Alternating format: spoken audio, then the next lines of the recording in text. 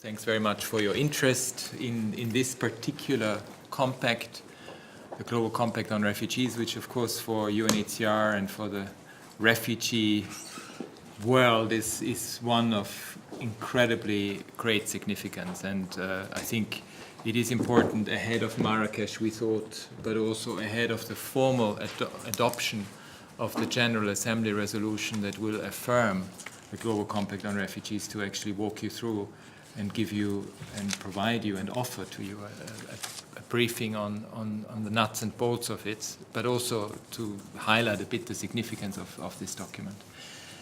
And I want to mention it, and I'm sorry to start with history, but it actually fits very nicely because on 10 December we will have the 70th anniversary of the Universal Declaration of Human Rights. And as you know, one of the paragraphs, one of the articles, Article 14, speaks directly to the right to seek asylum.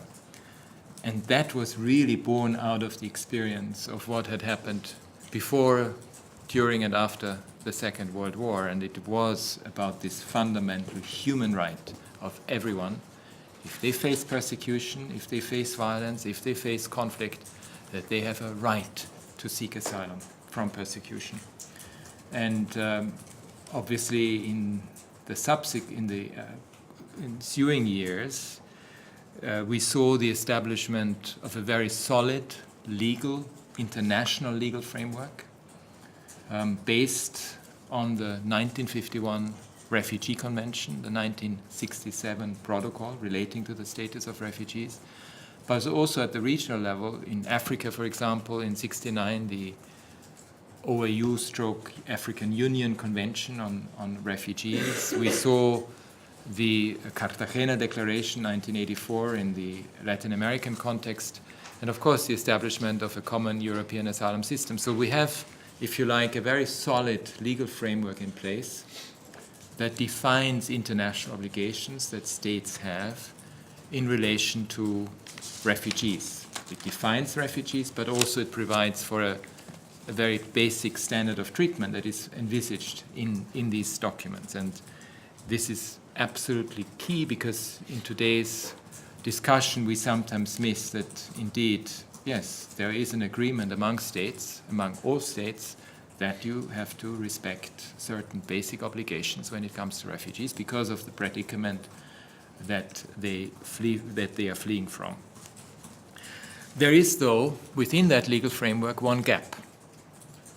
And that gap was identified already very early on in the preamble of the 1951 Convention.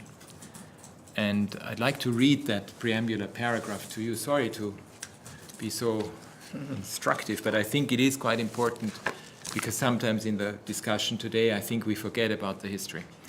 And it's preambular paragraph 4 of the 51 Convention, and it says, considering that the grant of asylum may place unduly heavy burdens on certain countries, and that a satisfactory solution of a problem of which the United Nations has recognized the international scope and nature cannot therefore be achieved without international cooperation.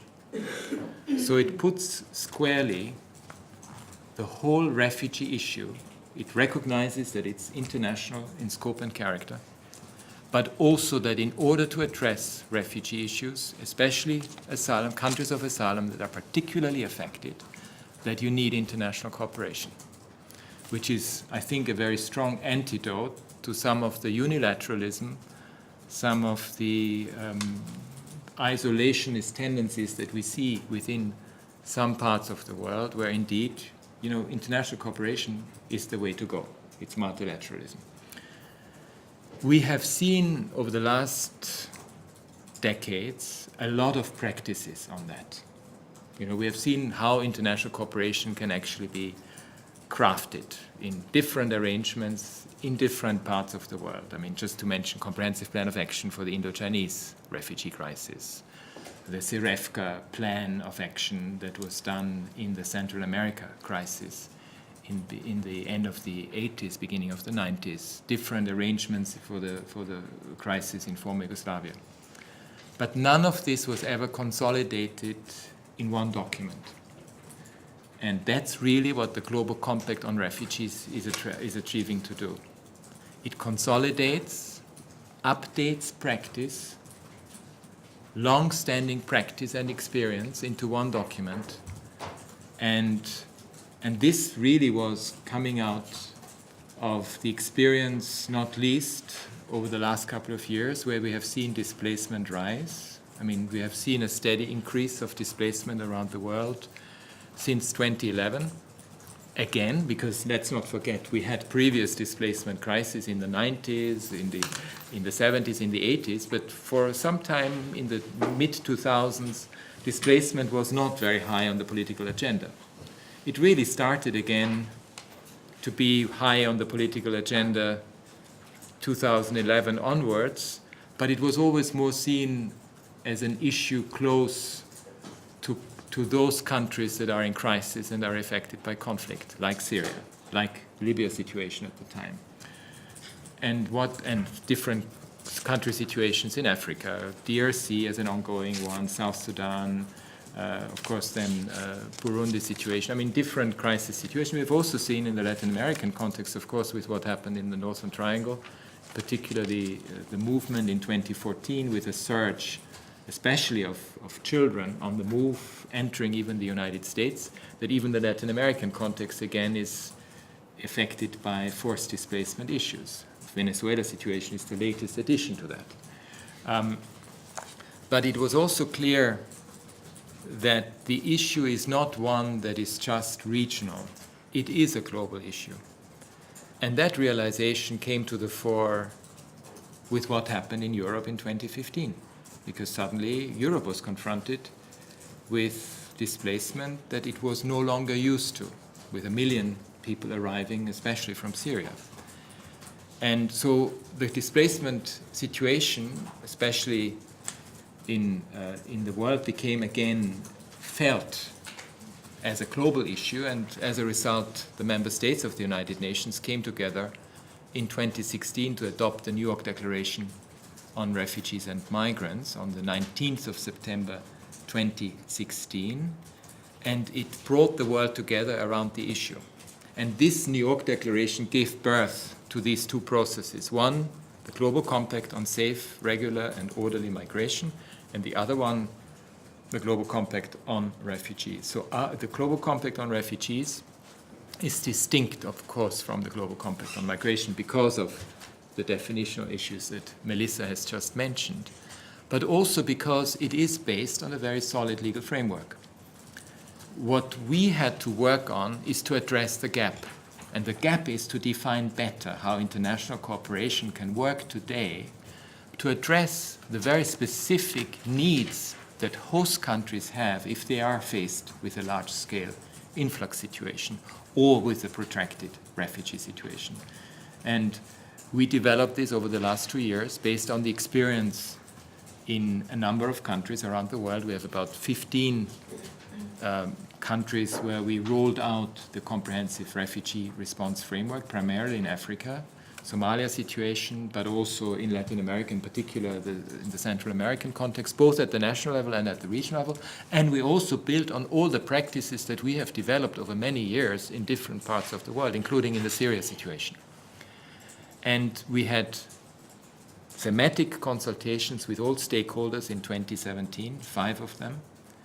It included not just member states, it included refugees themselves, it included, for instance, we had a whole young group of refugees participating in each and every of these thematic consultations. It included the non-governmental organizations, it included academic networks, it included municipalities and parliamentarians. So it was really meant to bring together all stakeholders who are involved in refugee affairs.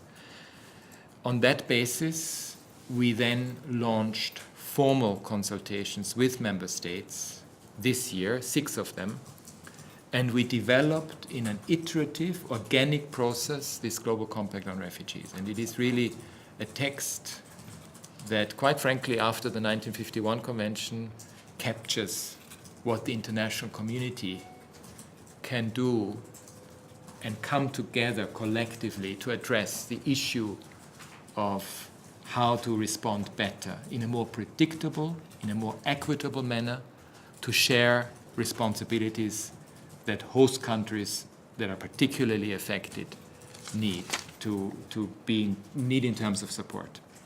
So the objectives of the Global Compact are essentially to provide better support to these host countries and to the affected host communities, to increase and enhance the self-reliance of refugees so that refugees are not seen as a burden, but they are actually seen as participants in a meaningful, productive life that is dignified for them also in the host countries, and that prepares them for eventual solutions, including return, if return becomes a solution. Of course, we also know that in many situations around the world, return has not necessarily been the solution that we have all been looking for because of the conditions back in the countries of origin. The other aspect and the objective is also to promote solutions, both on the resettlement side, meaning third country resettlement, but also other pathways, and quite frankly, to look more robustly into the type of situations where we need to work further on conditions for return in safety and dignity and on a voluntary basis. But nonetheless, it was one of the very important aspects of the Global Compact to bring this together. The good thing is we have seen already over the last 2 years, just because of the process, a much wider range of partnerships that have emerged as a result just of the process. So that gives us actually high hopes that the Global Compact is not just a paper exercise, but will come to life. Just to give you an example, the World Bank engagement. In the past, the World Bank and some of the multilateral development banks were not necessarily involved in forced displacement issues, especially in middle-income countries. The World Bank looked at their financial instruments, and they created an additional development instrument under the International Development Association 18. It's a refugee sub-window. It's a financial instrument that targets in particular low-income countries if they're affected by by refugee situations. And it's about 2 billion that they have made available to these low-income countries. We have also seen, just in the context of Lebanon, a much stronger emphasis by the World Bank to work in Lebanon and Jordan on support for the infrastructure of these countries. They also launched a concessional financing facility for middle-income countries. They have used the Global Compact discussions already now in order to have more engagement on the part of other multilateral development banks. We have seen incredible commitment from the private sector and interest. We have seen incredible commitment from the non-governmental organizations. We have seen huge interest on the part of the academic community. We have seen some partnerships that, quite frankly, in the past, we didn't really have to the same extent. The ILO has come forward, the International Labour Organization, the OECD has come forward. Even UNCTAD just issued guidance on entrepreneurship for refugees to actually build this private sector investment so that refugees can actually use their skills when they are in a refugee situation and make use of those skills also in the host country. So we have seen quite a lot of very significant changes in terms of engagement. And we have also seen in those countries where we have rolled out the comprehensive refugee response framework, a number of very significant policy changes. Ethiopia, for example, new refugee law. They have included refugees in their education system. They are making sure that they are included in their national civil registration system. We have seen Djibouti the same. Chad has just announced that their schooling that is close to where refugees live, which were almost run in parallel, are becoming part of the national schooling system. So a lot of these practices that we see, including, for instance, in the Central America context, suddenly there's been a massive engagement on the part of governments to really look at the issues, how to build up asylum systems, how to deal better with local solutions, how to build up self-reliance, and how to gather the support that we need for countries that are particularly affected. So we hope that, well, we not just hope, we're very confident that the Global Compact on refugees will formally be validated by the General Assembly on the 17th of December. It went through the third committee on the 13th of November. It was put to a vote, but most countries, the vast majority of countries, voted in favor of it. But we have still the 17th of December as the formal adoption of that resolution that captures the Global Compact. But based on this, we really hope that with the adoption of the Global Compact that we will have a very significant new architecture of support for refugees and host communities out there that will make a huge difference in the individual lives of the millions of refugees out often in the poorest parts of the world. And so we hope very much that, based on this process, based on this document, that we are able to see this difference. And it's not just for 1 or 2 years, it's meant to be for some time to come, because inbuilt within the Global Compact on Refugees, you also have a number of arrangements that are foreseen. For instance, a Global Refugee Forum at the end of next year, building on the Global Compact, that would put together all member states. We would expect pledges from member states. We would expect other partners to come in. So to make it really not just a whole of government, a whole of society affair, but actually an international whole of society matter that is sustained and not just depending on the vagaries of public attention one time at one stage at a time. So really to make it a continued, sustained effort to involve the international community for those countries that are particularly affected. And as you know, if you look around, we need desperately to broaden the support. In terms of statistics, actually 63% of the 25 million refugee population today are hosted in 10 countries only. So 63% of the refugee population is residing in 10 countries around the world. And 93% of our budget is funded by 10 countries. So it is clear that the Global Compact helps us to broaden the support base, to broaden the engagement of countries, of other actors.